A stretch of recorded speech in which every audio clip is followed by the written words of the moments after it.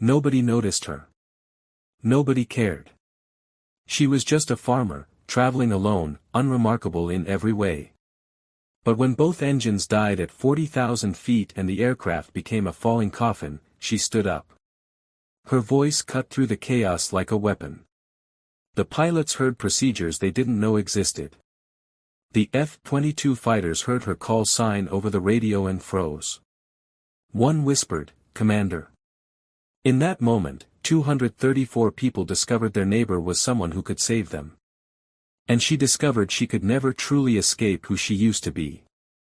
Before you watch full story, comment below from which country are you watching. Don't forget to subscribe for more amazing stories. The cattle need feeding at dawn. This thought moves through Sarah Chen's mind as she settles into seat 14C, a window seat on flight 447 from Denver to Chicago. It's the kind of practical thought that has defined her life for the past 8 years, small, grounding, deliberately ordinary. The thought of cattle, of irrigation timers, of soil pH levels. The thought of anything except what she used to be. She wears Carhartt work pants with a genuine stain pattern that tells a real story of ranch labor. Her jacket is weathered canvas, the collar frayed at exactly the edges you'd expect from someone who wears the same coat through 3 seasons without thinking much about it. Her boots, honest work boots, not fashion approximations, carry the smell of genuine livestock operation. The leather is creased from actual work, not artfully distressed in some catalog shoot. She carries a worn canvas messenger bag as her personal item, the kind of practical bag a farmer might use to carry equipment manuals, receipts, and whatever needs carrying. Flight attendant Maria, who's worked this route for 12 years and has developed an almost supernatural ability to categorize passengers within seconds, barely glances at Sarah as she passes with the drink cart. Rural agriculture worker, traveling alone, would probably prefer water. Nice enough face but tired eyes, the kind of tired that comes from managing livestock in difficult weather, not from interesting life experiences. Maria files Sarah away in that vast mental category of unremarkable passengers who will neither require special attention nor create any memorable incidents. The man in 14D, a venture capitalist checking his stock portfolio on an iPad, doesn't even register Sarah's presence. She's the type of person his brain literally doesn't catalog as significant. She could speak to him throughout the flight and he'd struggle to describe her afterward beyond vague generalities. To him, she's background. She's the ambient humanity that exists in coach seating but carries no weight in the architecture of his actual world. There's a young couple in 14A and 14B, honeymooners heading to visit family, who hold hands and whisper to each other. Sarah watches them for a moment with the quiet observation of someone who has spent years studying human behavior in high-stress situations, then turns her attention to the window. This invisibility is exactly what Sarah has worked so carefully to achieve. 8 years of deliberate construction. 8 years of becoming unremarkable. It wasn't easy. When you've spent your entire adult life being known for your expertise, for your authority, for your decision-making under pressure, stepping away from all of that requires more than simply moving to a rural location. It requires fundamentally retraining how you move through the world, how you interact with people, how you present yourself. She settles into her seat and closes her eyes, and nobody watching would see the slight tension in her shoulders, the controlled breathing, the way her hands rest on the armrests in a position that's not quite relaxed but trained to appear that way. Nobody watching would notice that her eyes, when closed, move beneath the lids in a pattern suggesting active thought rather than rest. Nobody would understand that her seemingly simple appearance conceals 8 years of intentional erasure and the kind of discipline that only comes from military training combined with absolute commitment to a chosen path. Back in 2016, Commander Sarah Chen had been one of the most decorated officers in military aviation history. Not famous publicly, classified command positions don't generate celebrity, but known with absolute certainty among the elite pilots, strategists, and military leadership who understood the weight of tactical decisions. She'd commanded operations across 3 theaters, trained generations of fighter pilots, overseen procedures that shaped military aviation doctrine, and carried the weight of hundreds of decisions that determined which pilots came home and which didn't. The decisions had accumulated. A pilot who crashed during a training procedure she approved, she'd known his family.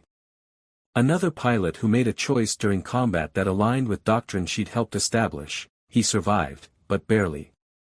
The weight of command authority isn't about single decisions. It's about the accumulation of decisions that ripple outward through hundreds of lives, through families, through the community of military personnel who depend on your judgment being sound. By 2015, she'd realized that she couldn't retire while still active. She needed to step away completely. Not transfer to administration. Not take a desk job. Complete removal from the structure that would keep calling on her expertise, that would keep burdening her with decisions that would affect other people's lives. The retirement papers had been signed quietly. No farewell tours, no press releases, no ceremonies acknowledging her service beyond what military protocol required. She'd simply stepped away from a life of command authority and into the rural Colorado landscape, buying 120 acres outside a town of 2,000 people, raising cattle and horses, fixing fences, learning to live with the kind of anonymity that felt like freedom after decades of constant demand. The military had understood. The military always understands when a leader has earned the right to step away completely. There was no exit interview where they tried to convince her to stay. There were no offers of consulting positions. The institution recognized that some people reach a point where they need to be released from the weight they've been carrying. Most people don't know you can actually retire like that, can step entirely out of the structure and nobody comes looking for you, nobody calls you back, nobody expects you to return. The military respects earned rest. You pay your dues, you survive your decisions, you carry your weight, and if you've done it long enough and well enough, you're allowed to simply become someone else. Sarah had become someone else with absolute commitment. No social media, no reconnection with military colleagues, no visits to the base, no conversations about her past. She didn't even think about it most days. Cattle require present attention. Horses require feed and water and shelter. Land requires maintenance. This work was honest and real and didn't require her to make decisions that would haunt her for years. A fence either needs repair or it doesn't.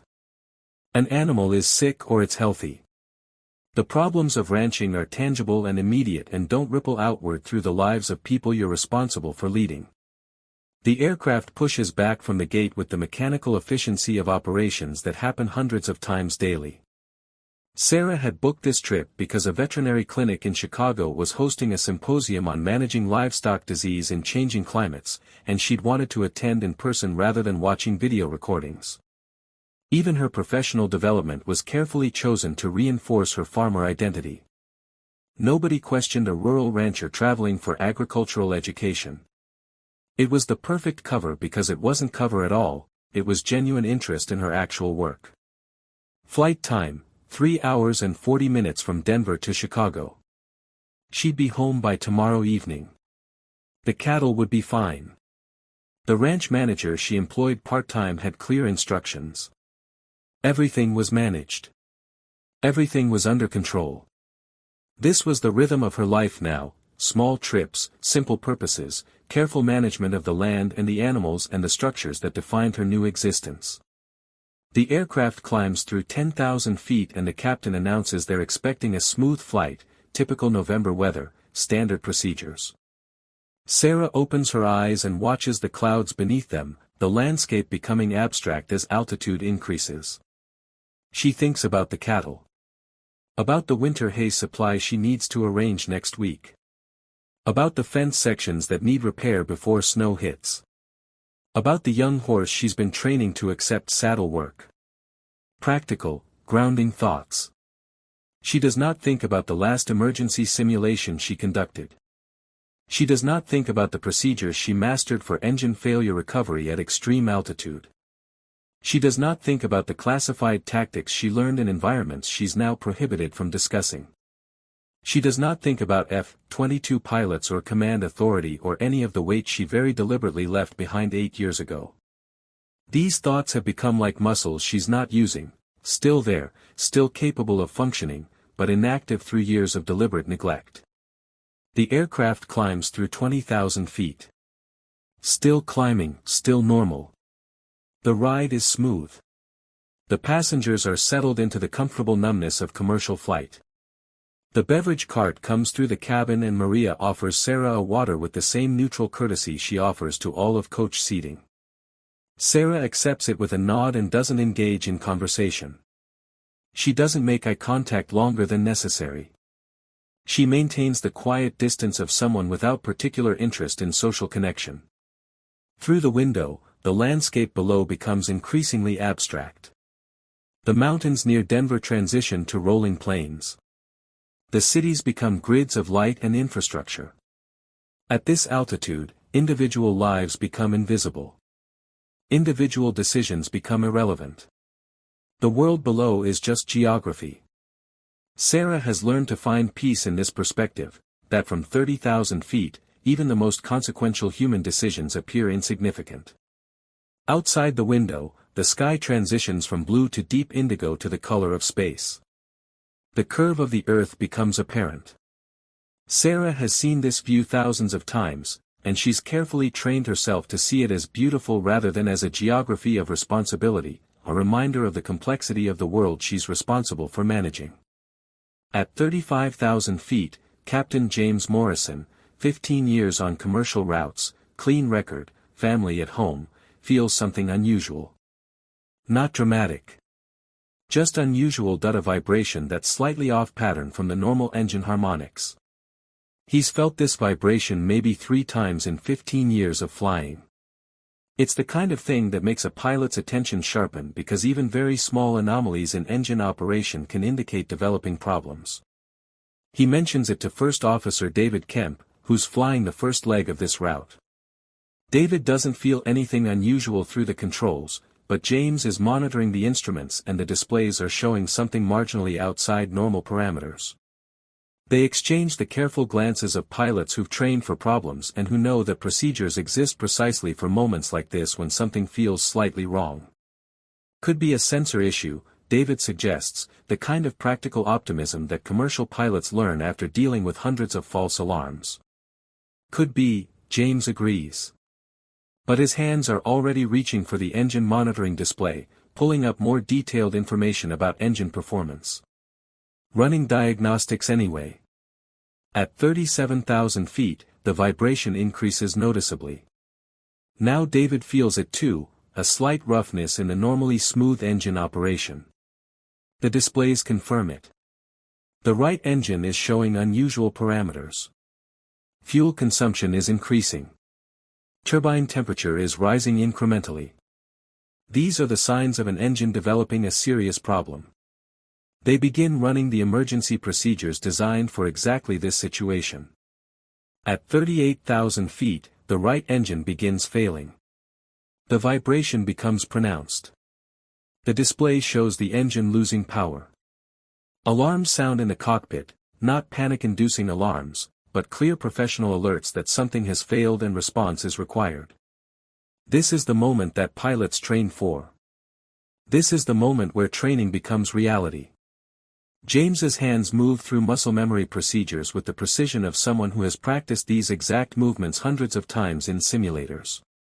His voice, when he speaks, is steady and professional. Proceeding with engine failure emergency procedures. David manages the radio and system tracking. ATC, Flight 447, we're experiencing right engine failure at flight level 370. Initiating emergency procedures. The response from air traffic control is immediate and professional. Flight 447, understood, right engine failure. You're cleared for immediate descent to suitable altitude. Advise when you've stabilized. The aircraft is immediately stable on the left engine. Single engine operation is uncomfortable but manageable. The aircraft will fly on one engine. The question is whether they can restart the dead engine, and if not, whether they can make it to an airport capable of handling a single-engine emergency landing. They begin the restart procedures with methodical precision. The restart fails. The engine remains dead. They try again. Still nothing. The engine remains completely unresponsive. In the cabin, passengers notice the sudden silence more than any alarm. Commercial aircraft are never truly silent, there's always engine noise, a constant background frequency that becomes almost imperceptible after takeoff. The sudden reduction in that frequency registers in the subconscious as wrong. Sarah feels it immediately. Her training registers the change in engine sound before her conscious mind even articulates it. Most of the other passengers feel it too. Some ask flight attendants what happened. Some simply feel unsettled without understanding why. Flight attendant Maria enters the cockpit briefly and exits with a carefully composed expression. Then she moves through the cabin with practiced calm, making an announcement about a minor technical issue that the pilots are handling. Her voice is steady and professional, but Sarah can see the tension in her shoulders, the way her hands are gripping the back of the seats as she walks through the aisle. Flight attendants know the sounds of aircraft. They know what normal sounds like and what concerning sounds like. Maria has been flying for 12 years and she knows that the change in engine sound is not minor. Sarah has stopped thinking about cattle. Her training is asserting itself through 8 years of careful erasure. She can read the subtle signals. The change in engine sound, the pattern of crew behavior, the specific emergency protocol that only activates under certain circumstances. Her pulse remains steady because her body has been trained by decades of exposure to crisis to maintain physiological calm regardless of circumstances. The captain's voice comes through the cabin speaker system with perfect professional control. Ladies and gentlemen, we're experiencing a minor technical issue with one of our engines.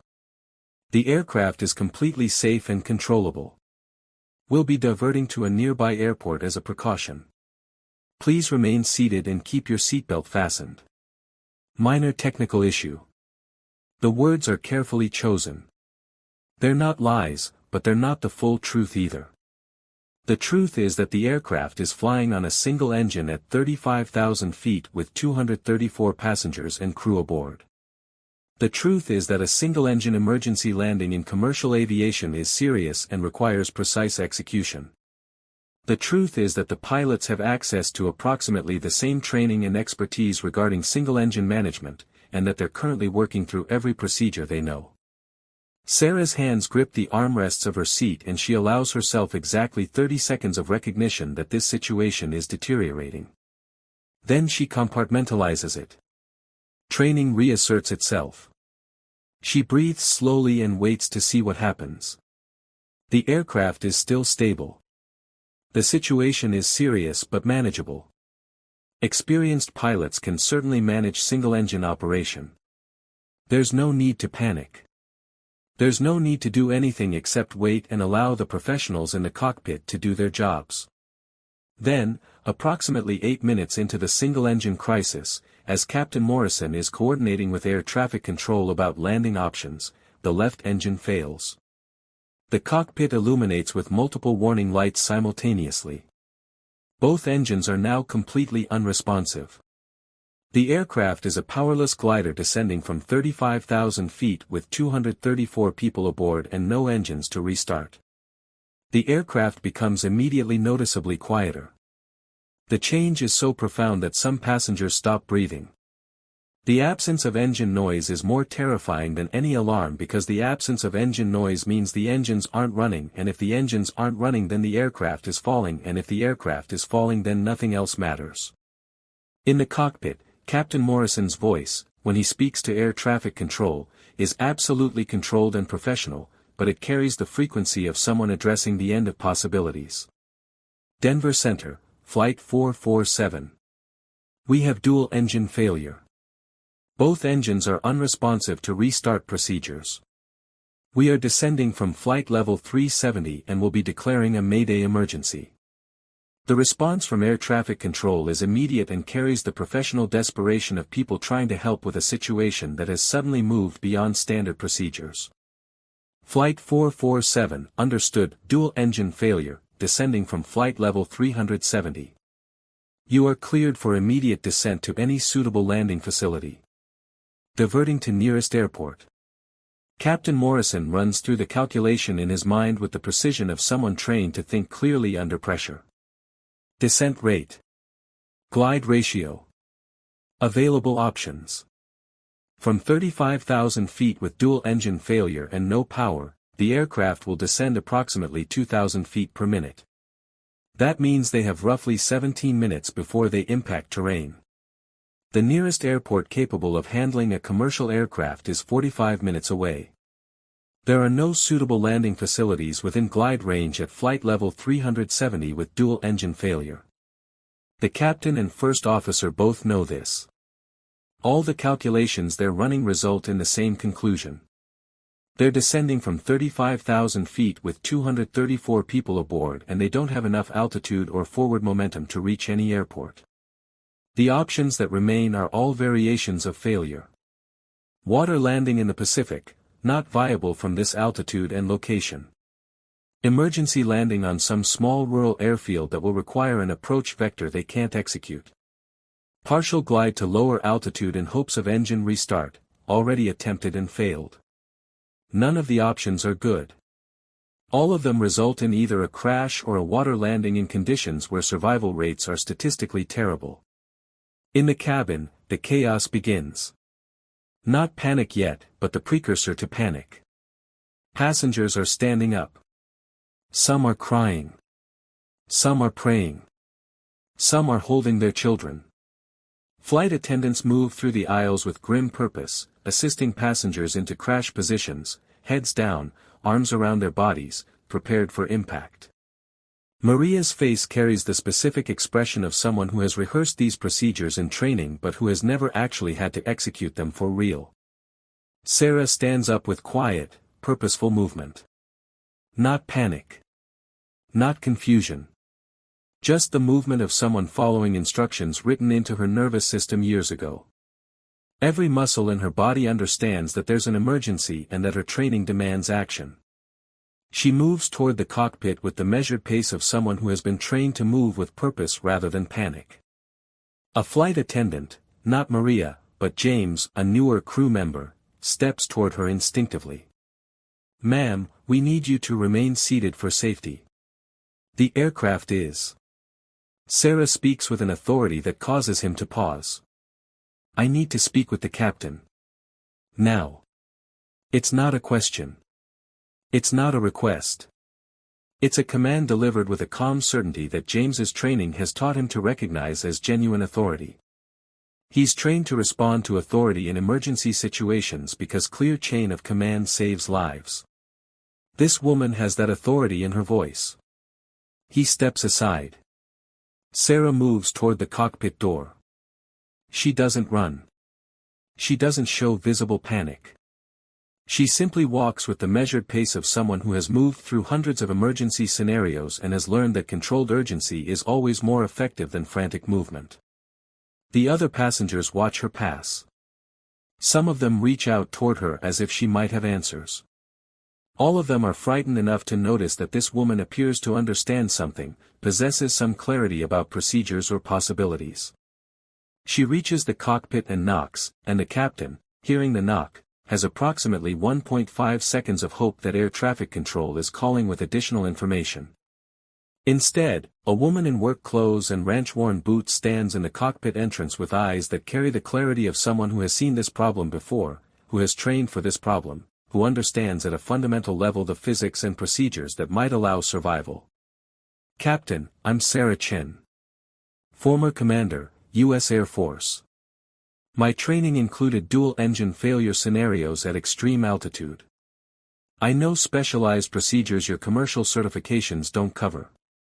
I can help if you'll allow me." Captain Morrison, in that moment, is desperate enough to hear her. He's already running every procedure from his commercial training and none of them are working. He's currently calculating descent rates that will result in impact with terrain before reaching any viable landing facility. He's already mentally preparing his crew and passengers for the violent crash that conventional aviation wisdom says is unsurvivable from this altitude and damage configuration. He sees this woman's face and recognizes something immediately, the certainty of someone trained in command, the clarity of someone who has problem-solved under pressure, the specific confidence of someone who has done the hard work of making decisions when all options are bad.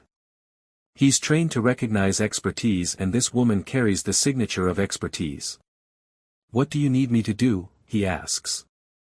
What he should do is question her credentials, ask for verification, demand proper authorization. What he actually does is make a captain's judgment call based on 30 years of flying and the absolute recognition that her expertise might represent their only possibility for success.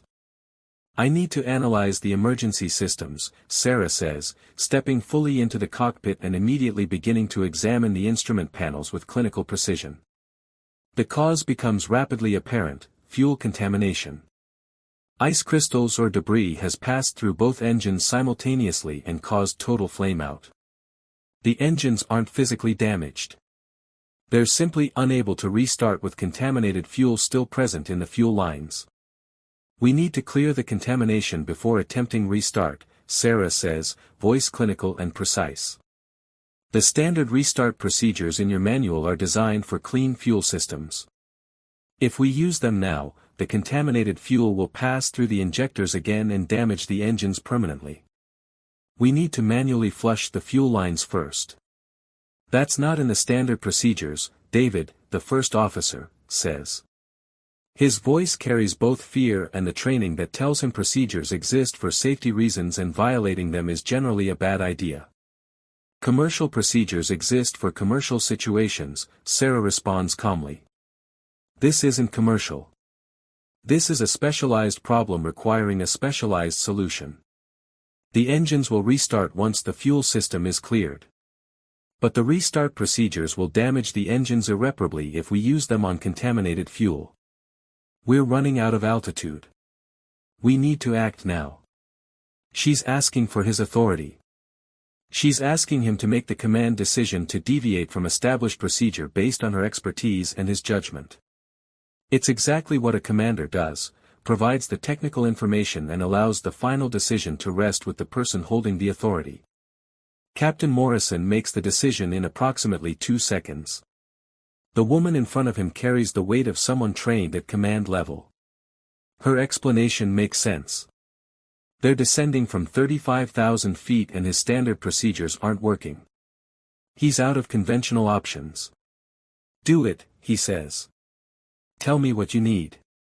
Sarah moves to the overhead panel and begins activating fuel system bypass procedures that David didn't even know existed on this aircraft. Her hands move with practiced precision through a sequence that takes approximately 4 minutes to complete. Throughout, she maintains absolute calm and provides running commentary to keep the captain and first officer aware of what's happening and why. "Isolating main fuel flow," she narrates.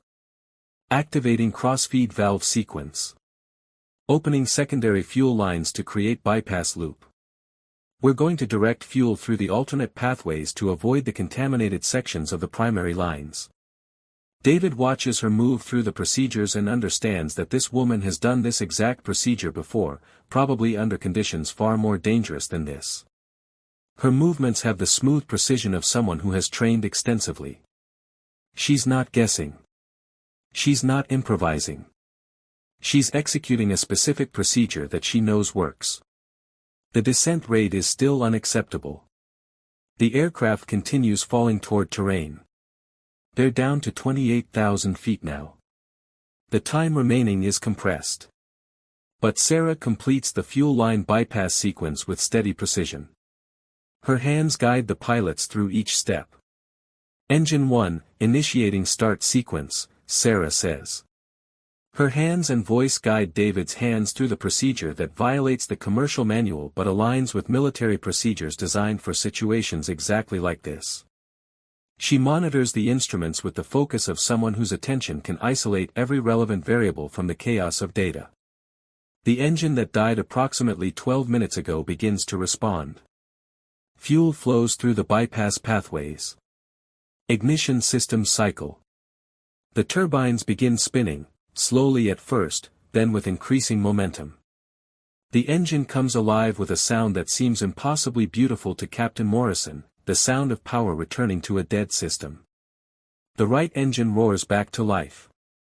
"Engine 2, starting sequence," Sarah continues. Her focus is absolute. Her voice is the voice of someone who has trained for this exact moment, and whose training is now written into every movement, every command, every subtle correction. David's hands move through the restart sequence under her guidance.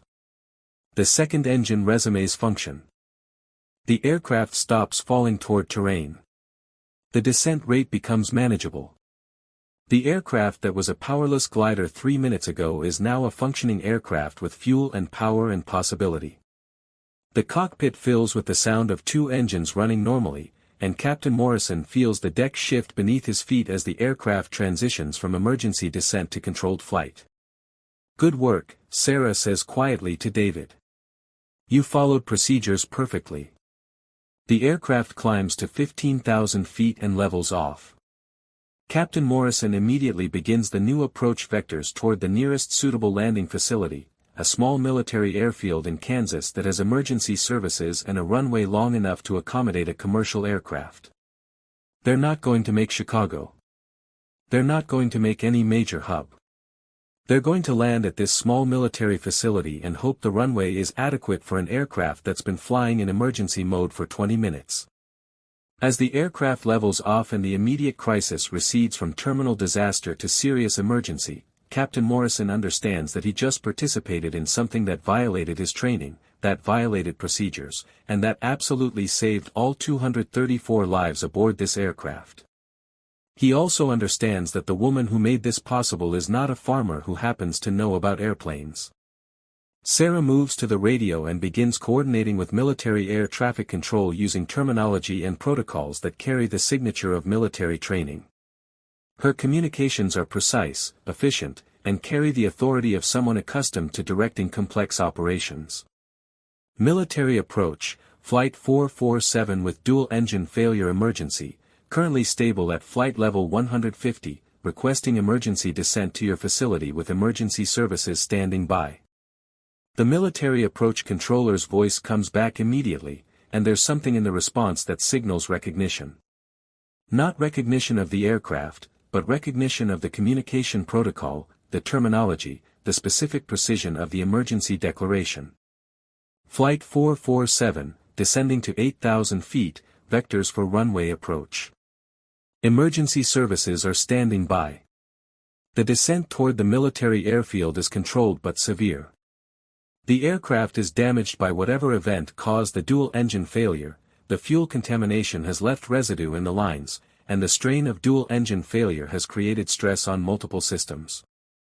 The landing gear responds sluggishly when commanded down, and there's a moment where Sarah and Captain Morrison exchange a glance of understanding about how many things could still go wrong. But the approach is steady. The aircraft descends through 10,000 feet, 5,000 feet, 2,000 feet. The military airfield appears below them, a long runway with emergency vehicles already positioning along the approach path. Fire trucks, medical response vehicles, military personnel preparing for impact. Sarah remains in the cockpit with David managing the radio communications and Captain Morrison managing the final approach. Her hands stay positioned near the controls but she doesn't interfere. Morrison is an experienced pilot and this is his aircraft and his decision to make. But her presence, her knowledge, her certainty creates an anchor point that allows him to execute the approach with confidence. The aircraft touches down approximately 1,600 feet from the runway threshold, not ideal, but manageable. The damaged landing gear holds. The aircraft slows. The aircraft stops. All 234 passengers and crew are alive. The aircraft comes to a complete stop and the emergency services begin immediately, fire trucks pulling alongside, medical response setting up, military personnel securing the scene. But before any of that, Captain Morrison turns to Sarah in the cockpit and his face carries something that looks very much like the expression someone wears when they understand they've just survived something statistically unsurvivable. "Thank you," he says. "We would have crashed without you. We would have all crashed." Sarah nods simply. She's already moving through the emotional aftermath that comes when someone who has trained for crisis finally stops moving. Her hands are shaking slightly now, not during the emergency, but after it. This is the pattern of her training. Control during crisis. Processing during aftermath.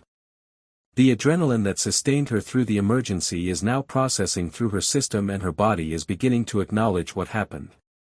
She moves back into the main cabin, and the passengers see her emerge from the cockpit, and they understand that this woman in work clothes just did something that saved their lives. She walks down the aisle toward the exit door, and passengers reach out toward her, and some are crying, and some are trying to thank her, and she nods at them with the gentle compassion of someone trained to lead people through their worst moments. She touches their shoulders. She makes brief eye contact. She acknowledges their gratitude without imposing her own relief upon them. The military personnel waiting outside the aircraft quickly understand the situation. The woman in work clothes is not a passenger who helped but a former commander whose expertise and authority just saved an aircraft. They treat her with immediate military courtesy. They offer her a chair to sit in. They provide water. They move her away from the chaos of emergency response and into a secure facility for debrief. But before the military debrief, before the survivors' gratitude, before the news crews that are already beginning to descend on the story, Sarah sits alone for approximately 30 seconds in a military office and understands that her 8 years of careful anonymity are over. The media has already identified her. Someone on the ground who monitored the emergency communications has already recognized her name. Someone in military command has already acknowledged who she is to personnel on scene. The story is already beginning to spread. Former Air Force Commander Sarah Chen, retired from active service 8 years ago, saved Flight 447 through expert emergency management. The narrative is already being constructed. Her name is already public. Her past is already being examined and documented. In the aftermath, Captain Morrison and First Officer Kemp and every survivor on that aircraft will tell the same story. There was a farmer, just a regular person traveling to a veterinary symposium, and when the crisis came, she revealed herself to be someone of extraordinary expertise and command authority. The story will be told and retold as a moment when hidden strength was revealed by necessity. News organizations will begin researching her military service. Social media will begin reconstructing her life. The privacy she carefully constructed will evaporate in the light of 234 grateful survivors and a miracle landing. The military personnel who debriefed her will file official reports acknowledging that Commander Chen responded to an emergency situation with expertise that shaped military aviation procedures. Her recommendations for the aircraft's emergency response will be compared against standard procedures and found to exceed them in every meaningful way. The military aviation community will recognize her name and understand that she was more than just a decorated officer, she was someone whose expertise shaped how an entire generation of pilots thinks about emergency management. And Sarah Chen, former commander, will sit through all of this knowing that her choice to step away from command, to become invisible, to live as simply a farmer was genuine and real and completely overthrown by the moment when 234 people needed someone with her specific expertise and training. The question, moving forward, is whether someone who has been fully trained for command can ever truly step away from it. Whether expertise that has been achieved can ever be truly retired. Whether the burden of knowing you can save people ever fully releases you from the weight of that knowledge. Sarah doesn't have answers to these questions yet. But she knows the cattle still need feeding. She knows the ranch still requires maintenance. She knows the life she built is still waiting for her, even if the world now knows who she actually is. She thinks about the survivors. About the pilots whose expertise combined with hers to save the aircraft. About the shared moment of understanding when she explained the procedures and Captain Morrison made the decision to trust her. About the weight of command authority and what it means to carry it. She thinks about going home to the cattle and the fences and the honest work of managing land and animals and the simple life she deliberately chose, knowing now that sometimes the life you build for yourself cannot contain who you actually are when crisis demands it. The military office where she sits is austere and functional, the kind of space designed for efficiency rather than comfort. A colonel enters with a folder and sits across from her with the careful respect of someone acknowledging a superior officer, even though Sarah hasn't worn a uniform in 8 years. The colonel's name is Harrison, and he's responsible for coordinating the emergency response and documenting what happened during Flight 447's crisis. Commander Chen, I want to be direct, Colonel Harrison says, his voice carrying genuine respect. What you did today exceeds every standard we have for emergency response. The procedures you executed, they're not in any commercial pilot manual. They're not even in most military protocols we currently teach. You innovated under pressure in a way that saved 234 lives. Sarah listens without responding immediately. She's heard variations of this conversation before, during her military career. The acknowledgement of expertise, the gratitude, the implicit suggestion that perhaps she should consider returning to active service. She knows what comes next. We'd like to debrief you thoroughly, Harrison continues. Document your procedures. Understand how you developed those specific techniques. There's value in what you demonstrated today, value that could inform how we train pilots and manage emergency situations across the entire military aviation network. I'm retired, Colonel, Sarah says quietly. I came back for the emergency.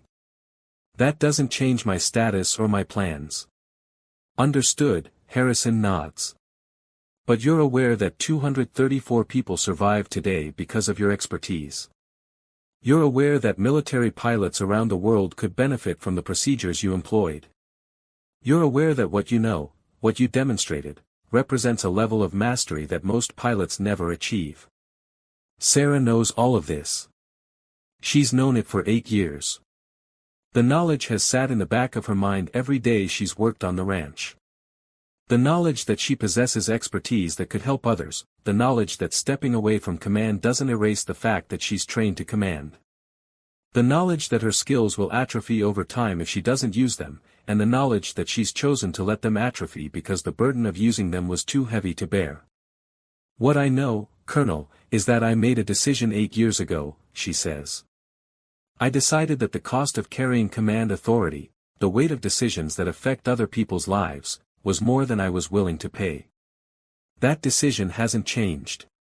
What happened today was an emergency. It required response. But it doesn't change my fundamental choice about how I want to live. Harrison nods slowly. He's worked with enough senior officers to understand when someone has made a decision and won't be swayed by argument or appeal. But he makes one final attempt. The F-22 pilots who provided escort during your descent, they've asked to speak with you. They recognized your expertise over the radio. They want to acknowledge what they witnessed. And frankly, Commander, military aviators at that level don't ask to acknowledge someone unless they recognize genuine mastery. This lands differently. Sarah's expression softened slightly. The F-22 pilots represent something that matters, the professional military aviation community recognizing expertise and competence. It's one thing to save lives. It's another thing entirely to have elite military aviators acknowledge that the procedures and decision-making come from someone whose authority and expertise they respect at the deepest level. I'll speak with them, Sarah says. But I need to be clear. This doesn't represent a change in my status. This is a moment. Tomorrow, I'm going back to Colorado. I'm going back to my ranch. I'm going back to the cattle and the fences and the life I chose. Colonel Harrison stands and extends his hand.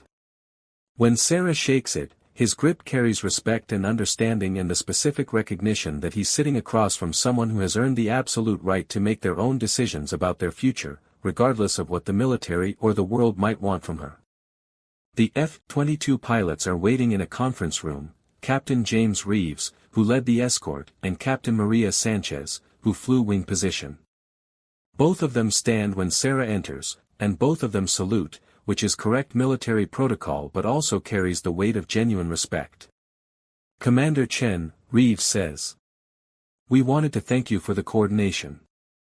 Flying escort for your descent, listening to your tactical guidance over the radio, it was an honor to work under your command, even briefly. Sarah shakes both their hands. You both executed perfectly. Your escort positioning maintained the emergency approach vector. You provided exactly the tactical support that was needed. You did good work. We studied your procedures, Sanchez says. The doctrine that shaped modern emergency protocols. We learn from what you developed. When we heard your voice over the radio and realized who we were coordinating with, it meant something to us. It meant we were coordinating with someone whose expertise literally shaped how we think about emergency situations. This is what matters. Not the gratitude of passengers or the recognition of the media or the appreciation of the military hierarchy. This is what matters, elite pilots acknowledging that someone's expertise has shaped how they approach their work. This is the weight of command authority. This is what Sarah has been trying to escape for 8 years. She sits with the pilots for approximately 30 minutes. They discuss the emergency response. They acknowledge the procedures. They express genuine professional respect.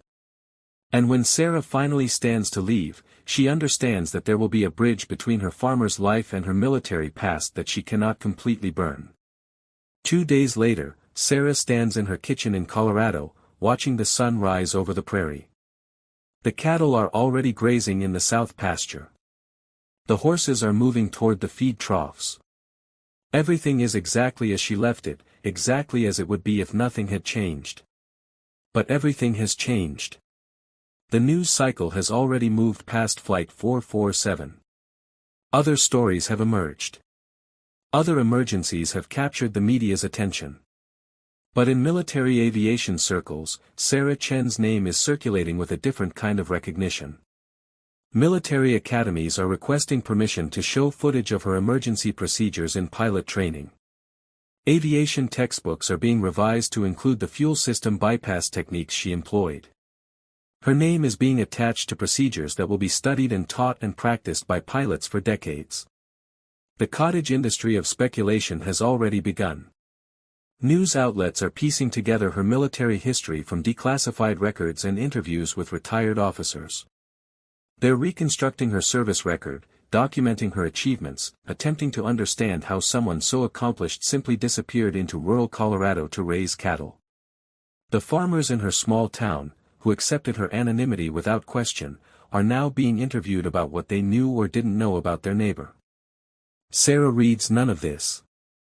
She intentionally avoids the internet and the news coverage. She knows what's being said about her.